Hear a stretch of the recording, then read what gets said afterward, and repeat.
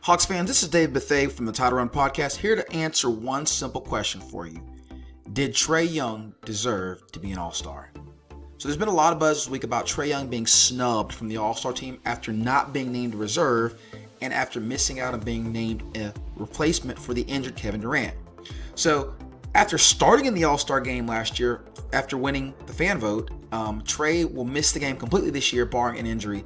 And with the narratives surrounding his absence being things about empty stats, his team not winning enough, I'm here to debunk a lot of the myths and to share with you the hard facts about Trae's performance this year as compared to the other players that are being considered. So, as you look at this chart of the other players that have been named All-Star reserves, I have excluded Jason Tatum and James Harden from this list because honestly there's not a lot of debate about them and their All-Star candidacy.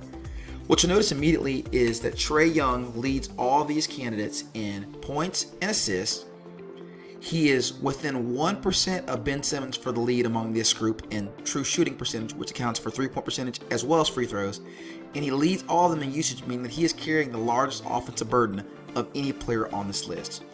He is just behind Nikola Vucevic in player efficiency.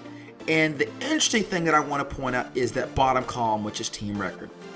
The narrative that the Hawks are not winning enough goes out the window when you realize that the injury replacement for Kevin Durant, Domantas Sabonis, is on a losing team. Vucevic is on a team that's behind Trae Young's Hawks in the standings. Julius Randle's team just won on Saturday to get to 500. And Jaylen Brown is on a team that is currently in the playoffs, but also has a losing record. A team that Trae Young's Hawks have beaten twice in the last week and a half. So, statistically, there is no question that Trae Young deserves to be an All-Star. As for the arguments about his team's record, again, when you compare it to the other people that have been named All-Star reserves, it really kind of goes out the window, especially when you have 3/4 the team in the Eastern Conference with losing records. It's also worth considering why Trae's team is underperforming. The Hawks have lost 120 games due to injuries out of 7 players that were considered to be rotational players for them when the season started. And this does not even include Onyeka Okongwu, the Hawks draft pick who's only played in 9 games this season. While COVID and injuries have ravaged a number of teams, no team has been hit like the Hawks have, and without question is part of the reason they are struggling.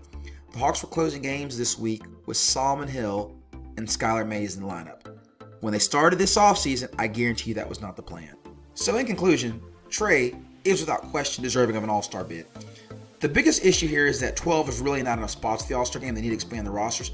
But in the absence, if you're going to tell me that Ben Simmons in his 15 points a game, where he is the second or maybe even the third best player on his own team, because you could argue that Tobias Harris has outplayed him. If you're going to argue with me that he's more deserving of a spot than Trae because of his team success, fine.